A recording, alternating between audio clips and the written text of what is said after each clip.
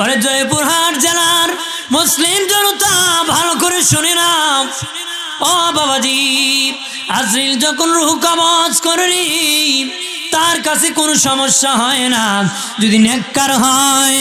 নেককার হলে বাবা মায়ের কোলে সন্তান দুধ পান করতে করতে যেমনি ঘুমায়া যায় তেমনি ঘুমায়া পড়বি। আর বদকার হলে বাবা কততে কঠিন ভয়াবহ হবে। ঈসা নবীর মা হযরত মারিয়াম আলাইহিস সালাম বাদি আজরাইল এসে গেছে রূহ কবজ করে ফেলবে। হযরত মারিয়াম বলে, আজরাইল আমার ঈসা বাজারে গেছে, আসার পরে আমার রূহটা কবজ করবারে। আজরাইল ডেকে বলে, ওগো মারিয়াম, ঈসা আসার অপেক্ষা করা যাবে না, মরণের যেই সময় সেই সময় রূহটা কবজ করতে হবে গো, দেরি নাই। ঈসা নবীর মা মরিয়মের রূহ কবজ করে ফেলেছে, রূহ কবজ করে ফেলেছে। ঈসা নবী বাজার থেকে এসে কয়, মা ঘুম থেকে ওঠো, কিন্তু মরিয়ম ঘুম থেকে উঠতেছে না, ঘুম থেকে উঠতেছে না। বাবাজি দেখে ইন্তেকাল হয়ে গেছে। আল্লাহকে ডেকে বলে, ও মালিক, আমার মা, আমি পাশে ছিলাম না গো আল্লাহ, ইন্তেকাল হয়ে গেছে, আমার মা কেমনে মারা গেছে আমি দেখি নাই। তখন ঈসা নবী আল্লাহকে বলে, মালিক আমার মাকে একটু জিন্দা করে জিজ্ঞাসা করবো, একটু আমাকে অনুমতি দিয়ে দেন। আল্লাহ কই, ঈসা যাও, অনুমতি দিলাম, তুমি জিন্দা করে তোমার মাকে জিজ্ঞাসা করো। ঈসা নবী মাকে বলল, মা আল্লাহর হুকুমে জিন্দা হয়ে যাও। মা জিন্দা হয়ে গেছি। জিজ্ঞাসা করে, মা ও মা, মরণ যন্ত্রণা কেমন লেগেছে গো মা? ঈসা নবীর মা মরিয়ম ডেকে বলে, আব্বা ঈসা রে, আমি একজন পয়গাম্বরের মা, আমার রূহ যখন আজরাইল কবজ করতে চেয়েছিল কবজ করেছিল। একটা জিন্দা মানুষ কি উল্টা লটকায় যদি তার পা থেকে চামড়া যদি নিচের দিকে টেনে টেনে আনা হয়, তার যেমন চিৎকার করবি, তার যেমন কষ্ট হবে। আমি মরিয়মের মরণ যন্ত্রণা তার চেয়ে বেশি কষ্ট হয়েছে রে, তার চেয়ে বেশি কষ্ট হয়েছে। বাবাজি মরণ থেকে পালানো যাবে না। সাদ্দাতের মতন বেঈমান মরণ থেকে পালাইতে পারে নাই। আল্লাহর সাথে চ্যালেঞ্জ করেছিল, তোর জান্নাতে যাব না, আমি নিজে জান্নাত বানাবো। বাবাজি 1000 বছর কাজ করিয়া 12,000 কামরা দি জান্নাত বানাইছে, উদ্বোধন করার জন্য রেডি হয়েছে। শুনেছে আমার আল্লাহর জান্নাতে হুর গিলমান থাকবে গো। বাবাজি গ্রাম থেকে জোয়ান যুবতী ধরিয়া হুর বানাইয়া তার বাবা 12,000 কামরায় ঢুকে রাখছে। যেদিন উদ্বোধন করতে বেঈমান সাদ্দাত প্রবেশ করবে, এমনি তার দরজার সামনে আজরাইল ধাক্কা মারছে। তখন কে রে তুই? আমাকে তুই ধাক্কা মারলে? আমাকে চিনচুনি সাদ্দাত, আমি হলাম মালাকুল মউত আজরাইল। আল্লাহু আকবার কন্যা দোষে পরে সাল্লাল্লাহু আলা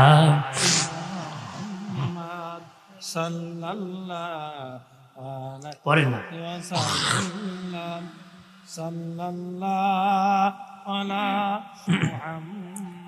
আদ সাল্লাল্লাহু আলা মুহাম্মদ।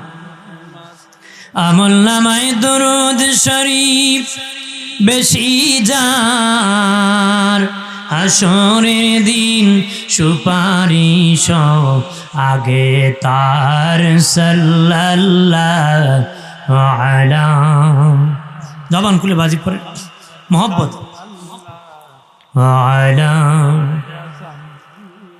সাল্লাল্লাহু। আমার বানের বাবাজি খেয়াল করেন ভালোভাবে। বাবাজি ওই সাদ্দাত ডেকে বলে, তুমি কে? বলে, আমি মালাকুল মউত। ও আজরাইল, আমার রূহ কবজ করে ফেলবা নাকি? আজরাইল বলে, হ্যাঁ কবজ করে ফেলবো। সাদ্দাত ডেকে বলে, ও আজরাইল, 1000 বছর কাজ করাইয়া 12,000 কামরা বানাইছি, উদ্বোধনের জন্য আমি এসে গেছি, উদ্বোধন করব। আমাকে একটু মেহেরবানি করে সামান্য একটু সময় দিয়ে দাও রে। কতটুক সময় দিবা জানো নি? আমি মাথাটা ঢোকাইয়া একবার ডানে তাকাবো আর একবার বামে তাকাবো, একবার ডানে আর একবার বামে তাকাবো, এতটুকু সময় দিয়ে দাও। আজরাইল বলে আল্লাহ ও মালিক, বেচারা সাদ্দাত আমার কাছে সময় চায়। আল্লাহ বলেন আজরাইল তোমার কি মায়া লাগে নাকি? আজরাইল বলে আল্লাহ আমাকে তুমি মায়া দয়া দেও নাই, তবে গো মালিক ওই বেচারার জন্য কেনা জানি আমার মায়া লাগতেছে। আরেকদিন আরেক বাচ্চার জন্য মায়া লেগেছিল গো।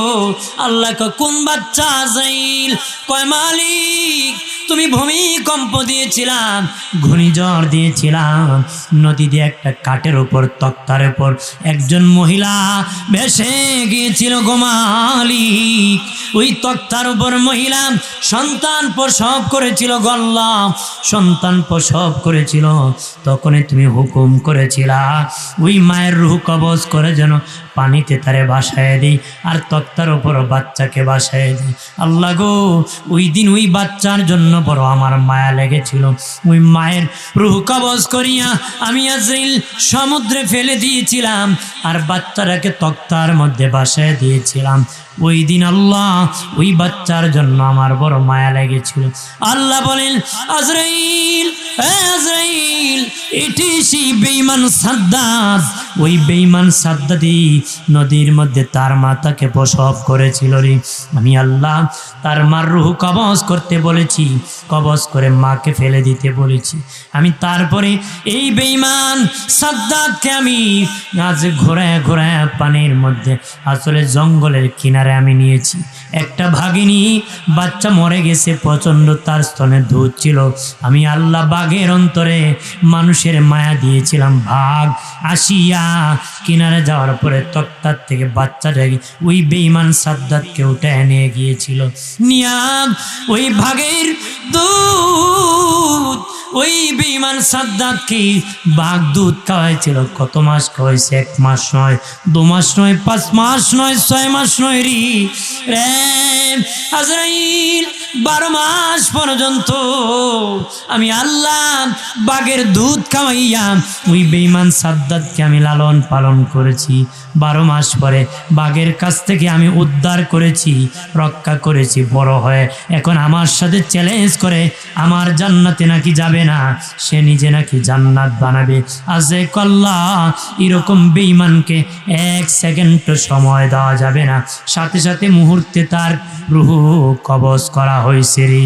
এত বড় বেঈমান যার সার দেয় নাই, 1 সেকেন্ড সময় পায় নাই, পৃথিবীর খুন বাহাদুর সময় পাবে, মরণ থেকে পালানো যাবে না। আব্রাহা বাদশার মতো যদি লোহার সিন্ধুক বসে থাকো রে, সেখান থেকে মালাকুল মউত ধরে আনবে, ধরে আনবে, ধরে আনবে। একজন বেঈমান সুদখোর, ঘুষখোর, হারামখোর, জিনাখোর বাবা তার রূহ কবজ করিয়া প্রথম আসমানের দরজায় যখন যায়, ফেরেশতা বলে না না এমন না ফরমান, আসলে অনুমতি নাই, দরজা খোলা যাবে না। দরজা খোলে না বাবা, রূহ নিয়ে জমিনে আসে। জমিনের কয়েক মাইল যাওয়া যায় নরম মাটি, তারপরে কয়েক মাইল তামার পাহাড়, কয়েক মাইল সীসার পাহাড়, কয়েক মাইল লোহার পাহাড়, তারপরে সিজ্জিন, তারপরে জাহান্নাম। ওই জাহান্নামের দরজা খুলে যাবে, রূহ লইয়া জাহান্নামের রূহটা জাহান্নামের ভিতর ঢুকবে বাবাজি, তারপরে বাহির হয়ে আসবে, ঘোরাঘুরি করবে গো। আম্মা জান আয়েশা নবীকে বলেছিলেন, দিনে নবীর অগমায়ের নবীর ও দিনে নবীর, আমি আয়েশা জানতে চাই মানুষের ইন্তেকালের পরে গো কোনটা দুঃখের সময়, কোনটা বেশি কষ্টের সময়, কোনটা দিলটা নরম করেন, চোখের পানি ছাড়ার চেষ্টা করেন গো। ওরে জয়পুরহাট জেলার মুসলিম জনতা ভালো করে শুনুন, দিলটা নরম করে অন্তরের কান দিয়ে শুনে নেন। মা আয়েশা বলে নবীজি ও আমার নবী, আমি আয়েশা জানতে চাই মানুষের ইন্তেকালের পরে প্রথম যন্ত্রণা কোনটা, কষ্টের সময় কোনটা? নবী বলেন আয়েশা রে, মানুষের ইন্তেকালের পরে 3টা যন্ত্রণা আছে, 3টা কষ্টের সময় আছে। 1 নম্বর কষ্ট যখন মানুষ মরে যায়, তার গায়ের কাপড় যখন টানিয়া টানিয়া খুলে ফেলে রে, তার দেহের কাপড় চোপড় যখন টানিয়া টানিয়া খুলে ফেলে, টানিয়া টানিয়া গেঞ্জি কেসি দিয়া কেটে ফেলি, লুঙ্গি টানিয়া টানিয়া খুলে ফেলে। নবী বলে আয়েশা রে, তখন মুর্দার রূহ চিৎকার দিয়া বলে বাবা আমি জীবনে আর গেঞ্জি পরবো না, পাঞ্জাবি আর লুঙ্গি পরবো না, কিছুক্ষণ সময় আমাকে আমার পাঞ্জাবিটা পরতে দে, লুঙ্গিটা পরতে দে। নবী বলেন আয়েশা রে, পৃথিবীর কেউ মানে না, টানিয়া টানিয়া কাপড় খুলে ফেলিবি। নবীজি বলেন আয়েশা রে, যখন মায়ের কাপড় মেয়ে খুলি, বাবার কাপড় ছেলে খুলি, আত্মীয়রা খুলে ফেলে কাপড় চোপড়টা, ওই সময় মুর্দার রূহ কষ্ট পায় রে। 2 নম্বর যন্ত্রণা নবী বলেন রেশা, যখন মুর্দার লাশটা তার কাঠ থেকে নামায় দেওয়া হয়, সারা জীবন যেই কাঠে সে ঘুমাইছে ওই কাঠ থেকে যখন নামায় দেওয়া হয়, মুর্দার রূহ চিৎকার দেয়া বলে বাবা ওই খাটের জন্য কত পরিশ্রম করেছি, বৃষ্টি ভিজিয়েছি, রোদ্রে শুকাইছি, প্রবাসী জিন্দিগি করেছি, মানুষের বাড়ি কাজ করেছি, টালা গাড়ি চালাইছি, রিক্সা চালাইছি, সীমানা ধাক্কা ধাক্কি করছি। ও বাবা এত কষ্ট করে খাট বানাইলাম, বাড়ি বানাইলাম, কিছুক্ষণ সময় ওই খাটের মধ্যে আমাকে ঘুমাইতে দাও। নবী বলেন আয়েশা রে, পৃথিবীর কেউ মানে না, কাঠ থেকে নামায় দে। ওই হলো 2 নম্বর যন্ত্রণা। 3 নম্বর যন্ত্রণা নবী বলেন আয়েশা, যখন লাশটা ঘর থেকে বাহির করা হবে, তারা বোন ঘর থেকে ধরে ধরে বাহির করা হয়, তখন মুর্দার রূহ চিৎকার দিয়ে কান্নাকাটি করে বলে বাবারে ওই ঘরে আর জীবনে বাবা আসবো না, আমি বাবা আসবো না, কিছুক্ষণ সময় আমাকে থাকতে দাও। নবী বলেন আয়েশা রে আয়েশা, পৃথিবীর কেউ মানে না, লাশ ঘর থেকে বাহির করে ফেলে, ওই সময় মুর্দার রূহ চিৎকার করে কান্নাকাটি করে, একটু চিল্লায় বলে আল্লাহু আকবার। ভাইরা আমার খেয়াল করেন ভালো করে, ও বাবাজি, সাদ ইবনে মুআজ রাদিয়াল্লাহু তাআলা আনহুর ইন্তিকালের পরে আল্লাহ নবী নিজে জানাজার ইমামতি করলেন। লাশ যখন খাটিয়ায় উঠে নিতেছেন, পিছনে সাহাবায়ে কেরাম হেঁটে হেঁটে যেতেছে। আমার নূরের নবী বড়ি আঙ্গুল মুবারকে ভর করে করে হাঁটতেছে। সাহাবায়ে কেরাম বলে নবী আপনার পায়ে কোনো সমস্যা হয়েছে নাকি? পারি জমিনে ফুল ফেলতেছেন না গো নবী? ওগো নবীজি পায়ে কোনো সমস্যা হয়েছে নাকি? নবী কয় নারী পায়ে কোনো সমস্যা হয় না, আমি নবী যা দেখি তোমরা তা দেখো না রে। আমার সাদ ইবনে মুআজের জানাজায় অসংখ্য ফিরিস্তা নাজিল হয়েছে রে, এত ফিরিস্তা এসেছে কদম রাখার জায়গা আমি নবী পাইতেছি না রে। কবরে রাখার পরে মাটি চাপা দেওয়ার পরে আমার দিনে নবী 2 হাত বাড়াইয়া কান্নায় ভেঙ্গে পড়ে গেলেন। দোয়া শেষে সাহাবায়ে কেরাম বলে নবীজি ওগো মায়ের নবী কেন গো সাদ ইবনে মুআজের কবরের পাশে কান্না করলেন? নবী বলেন সাহাবীরা আমার সাদ ইবনে মুআজকে যখন কবরে রাখছি 2 পাশের মাটি তাকে চাপা মারতে শুরু করছে। 2 পাশের মাটি চাপ মারা শুরু করে দিয়েছে। আমি নবী শুইতে পারি নাই। আমি নবী তখন আল্লাহর কাছে দোয়া করেছি। আমি দোয়া করার কারণে আমার সাদ ইবনে মুআজের কবর জান্নাতের বাগান হয়ে গেছে। আর জোরে বলি আল্লাহ নবীর আরেকজন সাহাবী আবু মুসা রাদিয়াল্লাহু তাআলা আনহু, আবু মুসা রাদিয়াল্লাহু তাআলা আনহু ওনাকে যখন কবরে নামায়া দেওয়া হয়েছে, মাটি চাপা দেওয়া হয়েছে, মুনকার নাকি এসেছি, ওনাকে প্রশ্ন করেছে তোমার রব কি? উনি বলে মুনকার নাকি? তোমরা বলো রে কত দূর থেকে এসেছো? তারা কয় 500 কিলোমিটার দূর থেকে এসেছি। কন্যা জোরে কর। জয়পুর হাটের মানুষ কি সুবহানাল্লাহ কইতে ভয় করে?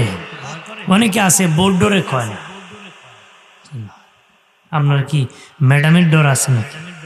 কারণ এখানে জুরি খুলে মাইকে বাসাতেই শোনা যাবে, কারণ প্রত্যেকের ওয়াইফে স্বামীর কণ্ঠ চিনে। বাড়িতে গেলে যদি তোমার দুই গলায় অত জোর, বেটা সুবহানাল্লাহ কয় না জোর। আপনারা তো এই ভয় ডর নাই, কত আছে মনে হয় আছে নাকি? কন্যা সুবহানাল্লাহ আরো জোরে ক। শয়তান দৌড় উঠছে, দৌড় ফলাইছে, কারণ শয়তান ওই মাথায় গিয়ে ডাকতেছে বেরো বেটা। কারণ এমনও লোক আছে 10-12 মিনিট পরে সিগারেট না করলে বেটার ফেট ফুটবলের মতন গুলি যায়। হেরে কইতেছে বোধ কান বইস, এবার বেরো, একটা টান দে আবার যাইস না, কথা হয় না। আছে কি না? এই জন্য শয়তান পলাতে আল্লাহু আকবার বললে শয়তান পলায় যায়, কথা কোন ঠিক কিনা?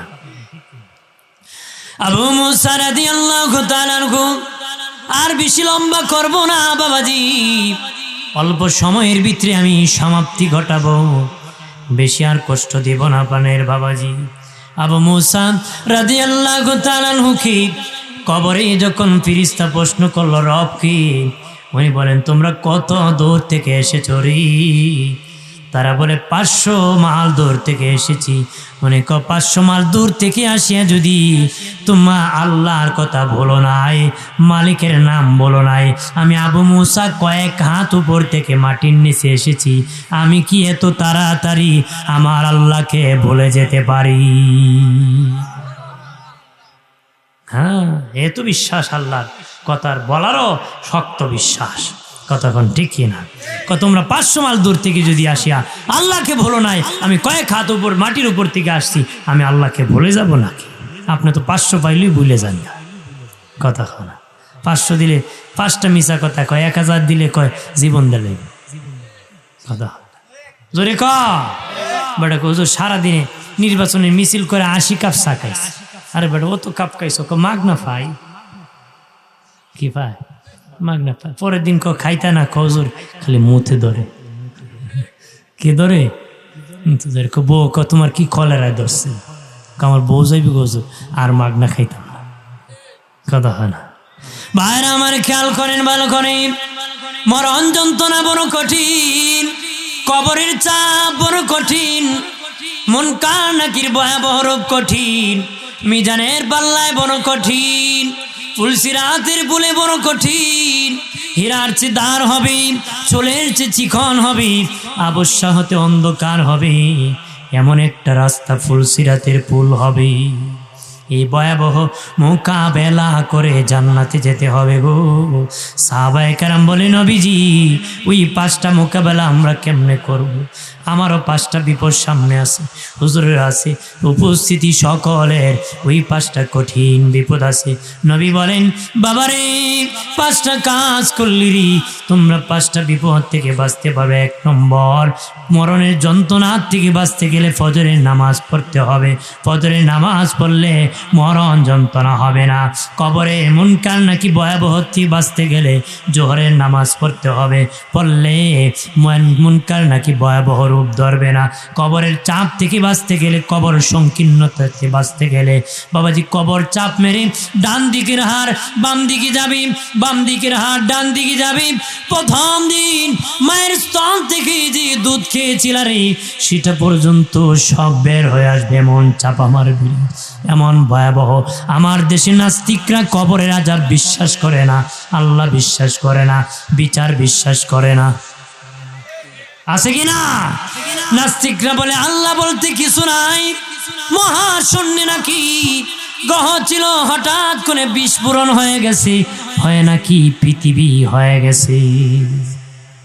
নাউজুবিল্লাহ কন না, আপনার কন আল্লাহ বলতে কিছু নাই, কবরের আযাব বলতে কিছু নাই, মহাশূন্যে গ্রহ ছিল, বিস্ফোরণ হয়ে পৃথিবী হয়েছে। আমি যদি এখন কই ভাই সব এখানে একটা লোহার টুকরা ছিল, হঠাৎ করে বিস্ফোরণ হয়ে এক টুকরা দিয়ে ট্রেন হয়েছে, হরেন হয়েছে, মেশিন হয়েছে, ইউনিট হয়েছে, তার হয়েছে, ভাইরা সব মিলে মাইক হয়ে গেছে, আপনারা বলেন এতক্ষণ তো ভাবছিলাম মোল্লাটা ভালোই, এখন তার সিরা কথা হয় না। আপনার এখন লোহা বিস্ফোরণ হয়ে মাইক হয়েছে বললে জি তার সিরা হয়, যারা মহাশূন্যে বিস্ফোরণ হয়ে পৃথিবী হয়েছে এরার তার কেমন শিখছে কথা বলেন না। কইতে পারেন হুজুর এরা শিক্ষিত মানুষ তার কেমনে ছিড়ব, শিক্ষিত লোকের তার বেশি ছিঁড়ে কথা বলেন না। শিক্ষিত লোকের তার কি বেশি ছিঁড়ে, কইতে পারেন কেমনে। এক শিক্ষা অফিসার গেছিল এক শিক্ষা প্রতিষ্ঠান, গিয়ে ক্লাসরুমে ঢুকে কয় এখন কোন ক্লাস রে? ছাত্ররা অঙ্কের ক্লাস। কের ক্লাস? অঙ্কের ক্লাস। কত একটা অঙ্ক করো। কয় স্কুলের গেট থেকে ক্লাসরুমে আসতে তোমাদের আমার 10 মিনিট সময় লাগছে, বলো তো আমার বয়স কত? কি কত? বয়স কত? কেমন অঙ্ক? ছেলেরা কাগজ কলম ফেলে রেখে দিচ্ছে। প্রত্যেক ক্লাসে দেখবেন কিছু পণ্ডিত পোলাপান থাকে ক্লাসমেট, পণ্ডিত মার্কা থাকে না দু একজন, এক পণ্ডিত এমনি আঁকে একটু পরে অঙ্ক করছো রে? স্যার আমি করছি। বয়স কত? স্যার বয়স 60 আপনার। আন্তাজি কইছে লাগিয়ে গেছে, আন্তাজি কইছে। অফিসার বলতেছে এই অঙ্ক করতে তো সূত্র লাগে, তুই তো অঙ্ক করছো, কোন সূত্রে করছো? স্যার অবশ্যই সূত্র দিয়ে অঙ্ক করছি, বিনা সূত্রে করি নাই। কোন সূত্র? আমার বাড়ি একটা শাসত্ব ভাই আছে, আধা পাগল, বয়স 30, আপনি পুরা পাগল, বয়স 60।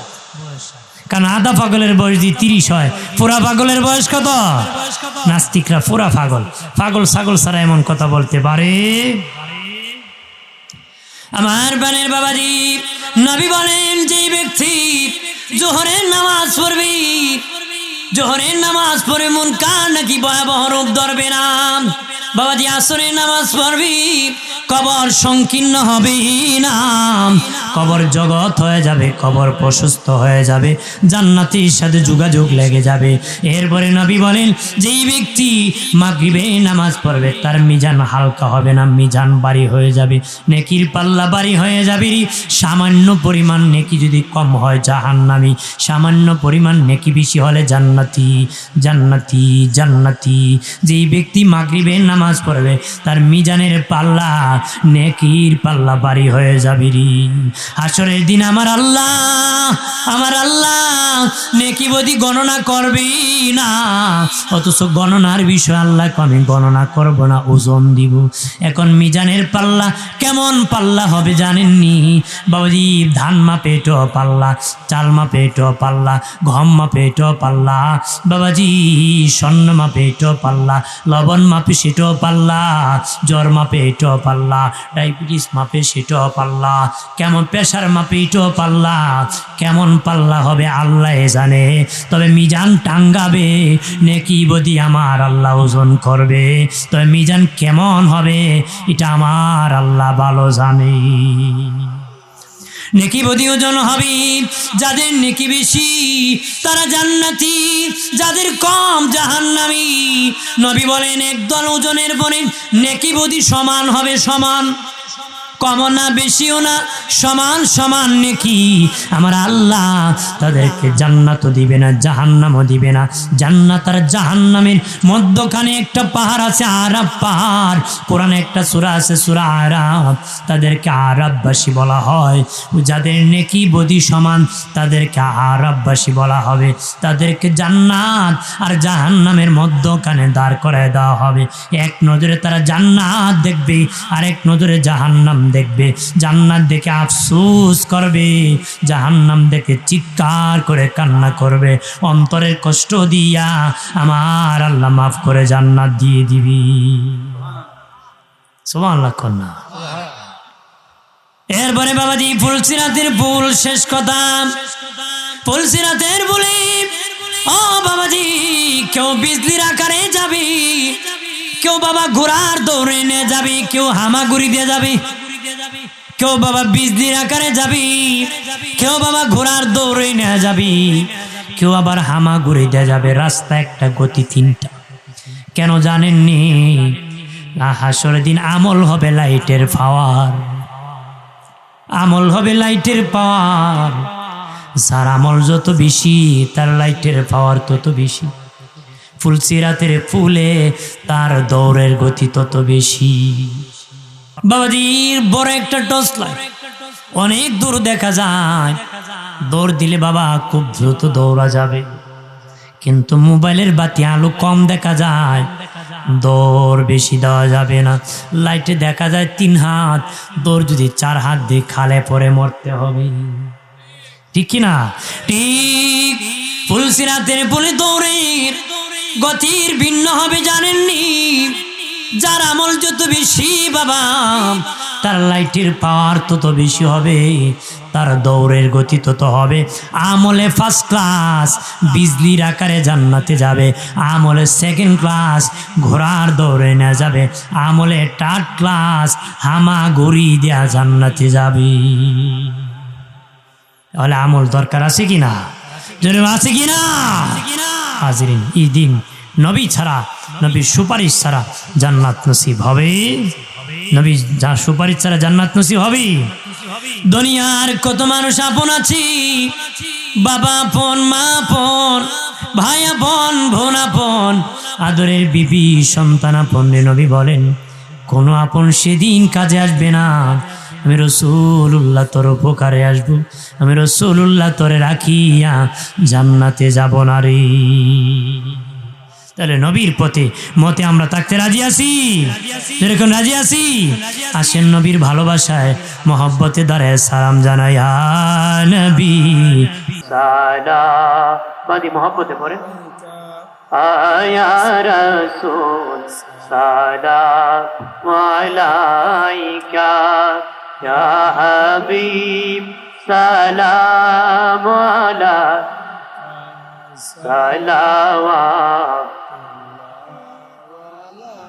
আপনি যে ঘুমাননি রাতে, দেখা দেন আশিকের সাথে, ডেকে নেন রওজার কিনারে, দরুদ সালাম বেজিতে, ইয়া নবী সালাম আলাইকা, ইয়া রাসূল সালাম আলাইকা, ইয়া হাবিব সালাম আলাইকা, সালাওয়াত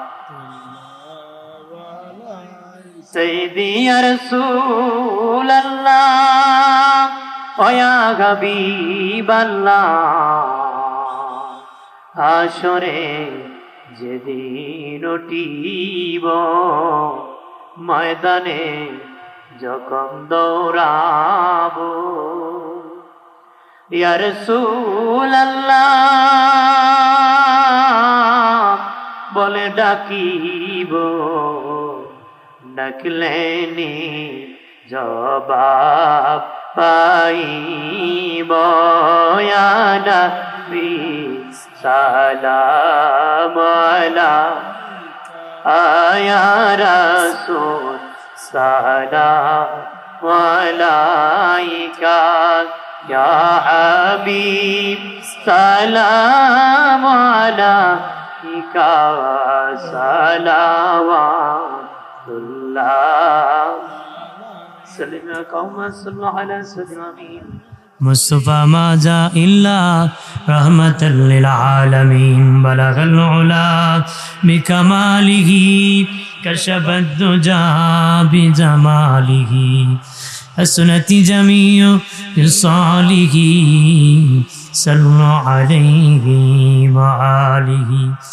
জগতের মাঝি যাহা কিছু আছি, সকলেই মানিল তাহাদের প্রভুকে, কেবলই মানুষ শুধু দেবে হুশ, মানিল না তাহার রাসূলকে। বালাগাল উলা বিকামালিহি, কাশাফাদ দুজা বিজামালিহি, হাসনাতি জামিউ খিসালিহি, সাল্লু আলাইহি ওয়া আলিহি। আস্তাগফিরুল্লাহ, ইন্নাল্লাহ গফুর রহিম। আলহামদুলিল্লাহ। হাজিরিন, অনেকদিন আগে তারা আমাকে দাওয়াত করেছিলেন মহব্বত, অনেক দূর থেকে আসছি। যতটুকু বলেছি, বেশি রানিং করার পরে স্বাস্থ্যের কন্ডিশনও একুরেট থাকে না। যতটুকু আমার শাস্তি করেছি ততটুকু আমি চেষ্টা করেছি যে মানুষ যেন হেদায়েত পায়, মানুষ যেন কি আল্লাহকে ভয় করে, এই জন্য মানুষ যেন ইসলামের দিকে এগিয়ে যায়, ততটুকু চেষ্টা করেছি। একটা এতিমখানার মাহফিল, এতিমখানা কি, এতিমদেরকে আদর করবেন, মায়া করবেন। নবী বলেছেন এতিমে 3 ব্যক্তির জন্য জান্নাত ওয়াজিব হয়ে আছে। কয় ব্যক্তির জন্য? 3 ব্যক্তি। এক ব্যক্তি হলো যার 3টা মেয়ে আছে, 2টা মেয়ে আছে, দিন শিখেছে, দিনদারের কাছে বিবাহ দিয়েছে, ওই মা বাবার জন্য আল্লাহর জান্নাত ওয়াজিব হয়ে আছে। 2 নম্বর, কোনো অন্ধ ব্যক্তির বাসস্থান, লালন পালন, তার খাওয়া দাওয়ার ব্যবস্থা যদি কোনো ব্যক্তি করে, ওই দাতার জন্য আল্লাহর জান্নাত ওয়াজিব হয়ে থাকবে। 3, কোনো এতিমকে যদি কেউ তার খাওয়া দাওয়া বাসস্থানের ব্যবস্থা করতে পারে, লালন পালন করতে পারে, ওই দাতার জন্য আল্লাহর জান্নাত ওয়াজিব হয়ে থাকবে। তাহলে এতিমের মাল খাওয়ানো ভালো না খাওয়ানো ভালো? এতিমের মাল আগুন। এতিমের মাল কি? যারা এতিমের মাল খাবে কিয়ামতের দিন তাদের পেট আগুনে ভরপুর হয়েছে। আগুনে কি বলে? এই জন্য এতিমকে মায়া করবেন, এতিমখানার প্রতি নজর রাখবেন, এতিমকে ভালোবাসবেন, আল্লাহ আপনাকে ভালোবাসবেন। দুর্বলের প্রতি আপনি যদি আদর করেন, আপনি আল্লাহর জন্য, আল্লাহর বান্দা আমরা দুর্বল, আল্লাহর বান্দা কি আমরা দুর্বল।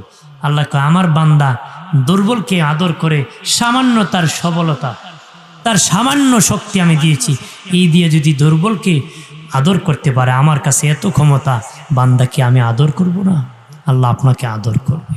আপনার বান্দার ব্যাপারে যত দয়াশীল হবেন, আল্লাহ আপনার ব্যাপারে দয়াশীল হবে। বান্দার ব্যাপারে যত ক্ষমাশীল আপনি হবেন, আল্লাহ আপনার ব্যাপারে তত ক্ষমাশীল হবে। আমরা চাই ক্ষমাশীল হব, অবশ্যই। আল্লাহ আমাদেরকে সকলকে কবুল করুক, বলে আমিন। কথাবার্তা কষ্ট পেলে ক্ষমা দৃষ্টি দেখবেন, আমার জন্য দোয়া করবেন, দোয়া করি। আল্লাহুম্মা আমিন। আলহামদুলিল্লাহি রাব্বিল আলামিন।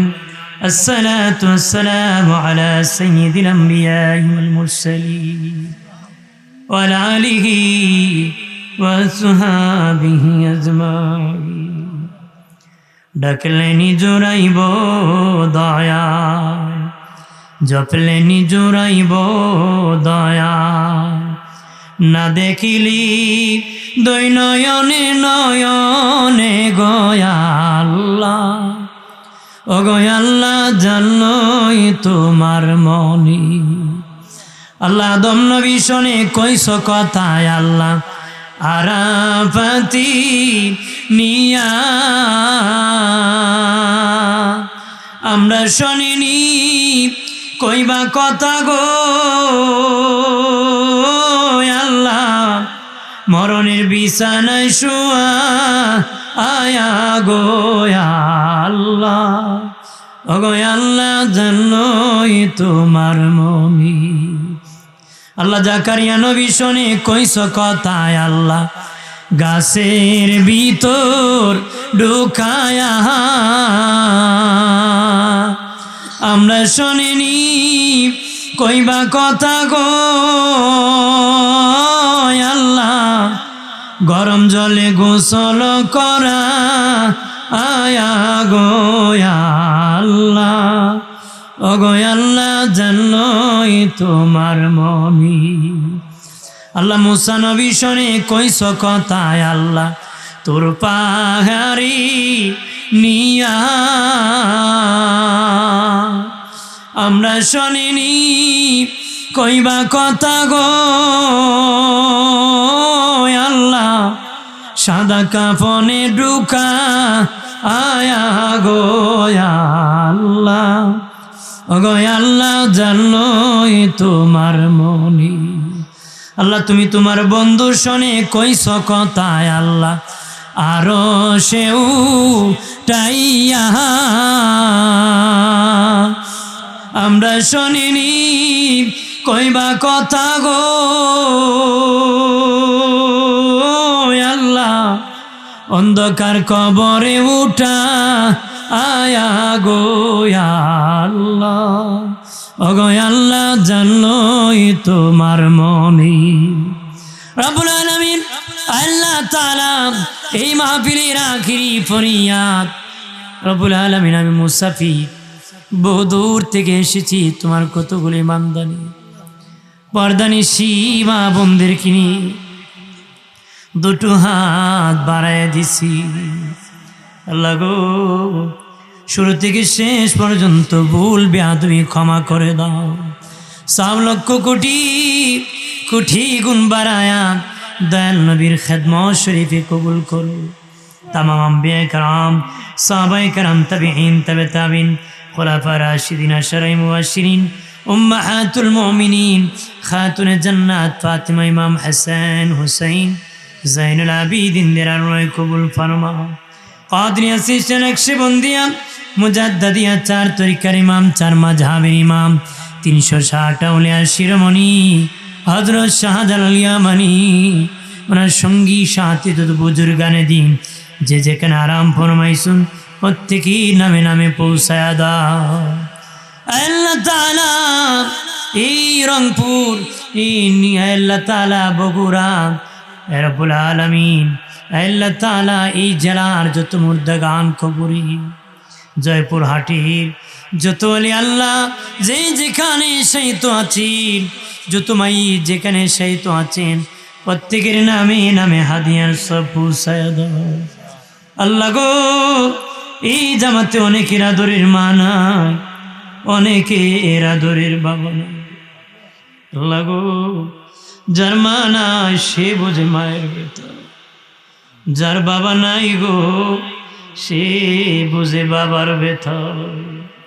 আমাদের জনম দুঃখিনী মা বাবার মাফ করো। আল্লাহ আমরার মা বাবারে মাফ করছনি, আমরার মা বাবারে মাফ করছনি। আল্লাহ আমরার কারণে যদি আমরার মা বাবা কবরে কষ্ট করে আমরার মতো হতভাগা কে হতে পারে। ও আল্লাহ, আমরা তো তোমার এই পৃথিবীতে তোমার নাম নেই, তোমার নামে জিকির করি। রব্বুল আলামিন আমাদের মা বাবা আমাদেরকে তার বংশধর রেখে গিয়েছে। আল্লাহ আমরা দোয়া করি আমরার মা বাবারে ক্ষমা করো, আমরার কারণে আমরার মা বাবারে শরম দিও না। আমাদের দাদা দাদি, নানা নানি, চাচা চাচি, ফুফি খালা ফুফু, আত্মীয় স্বজন, পাড়া প্রতিবেশী, হকদার দাবিদার, মায়ার মানুষ, মহব্বতের মানুষ, মুহিব্বিন, পরিচিত অপরিচিত, বন্ধু বান্ধব, মুরব্বিয়ান, মুসল্লিয়ান, প্রত্যেকের জীবনের গুনাহগুলি মাফ করে দাও। এই এলাকার ডানে বামে সামনে পাশনে মুসলমান নর নারী যারা কবরে ঘুমাইছেন ক্ষমা করে দাও। এই মাদ্রাসা যারা প্রতিষ্ঠিত করেছেন সকলকে তুমি কবুল করে নাও। এতিমের বাসস্থানের ব্যবস্থা করেছি, ক্ষুধার্ত খাবারের ব্যবস্থা করেছি, তাদেরকে কবুল করে নাও। আল্লাহ তাআলা এই মাহফিল সাজাইতি যারা টাকা দ্বারা, বুদ্ধি দ্বারা, শ্রম দ্বারা, পরামর্শ দ্বারা বারবার যোগাযোগ করেছেন, রক্ষা করেছেন, সকলে তুমি কবুল করে নাও। সকলের জীবনের গুনাহগুলি তুমি মাফ করে দাও। শিক্ষার্থী, পরীক্ষার্থী, ফলপ্রার্থী সকলে কবুল করো। যারা বিমারি শিফা হাজালা কামেলা নসিব ফরমাও। আল্লাহ একবার ইজ্জত দিলে দ্বিতীয়বার বেইজ্জতি দিও না। দুনিয়া আখিরাতে ইজ্জত সম্মান আমরা বাড়াই দিও। অনেকের সন্তান কথা শুনে না, হেদায়েত দিয়ে দিও। অনেকের বিবি কথা শুনে না, হেদায়েত দিয়ে দিও। অনেকের স্বামী কথা শুনে না, হেদায়েত দান করে দিও। সকলকে নামাজি, দিনদার, মুত্তাকি, পরহেজগার বানায়ো। আল্লাহ গো, সভাপতি সাহেব সহ যারা হাত বাড়িয়েছে, আজকের আয়োজনে মেহনত করেছেন, প্রত্যেকের জীবনের গুনাহগুলি ক্ষমা করো। আল্লাহ আমাদের রাস্তা নিরাপত্তার সাথে কবুল করো। নিরাপত্তা আমাদের স্থানে তুমি পৌঁছায় দাও। আল্লাহ আমাদের শরীর ভালো রাখো, কণ্ঠটা ভালো রাখো। আল্লাহ এলেমে বরকত দিও। সকলের সুস্থতার সাথে কবুল করো। জীবনে হবে কি তোমার দিদার ইয়া রাসূলুল্লাহ, জীবনে হবে কি তোমার দিদার ইয়া রাসূলুল্লাহ। জাহানে যেদিকে তাকায় দরদি আর তো কেহ নাই জাহানে যেদিকে তাকাই দরদি আর তো কেহ নাই জীবনে হবে কি দিদার ইয়া রাসূলুল্লাহ। আল্লাহ যেদিন মরে যাব শয়তান আসবে ঈমান নেওয়ার জন্য। নবীজি বলেছেন সারা জীবনে একটা মানুষের পাশে বেঈমান বানানোর জন্য শয়তান যত কষ্ট করে মরণের সময় এর চেয়ে বেশি কষ্ট করে, ওই সময় এর চেয়ে বেশি কষ্ট করে বেঈমান বানানোর জন্য। ওই কঠিন মুহূর্তে দয়াল নবীর দেখায় আর জবানে ইমানি মধুর কালেমা পড়ে দিও লা ইলাহা ইল্লাল্লাহু মুহাম্মাদুর রাসূলুল্লাহ।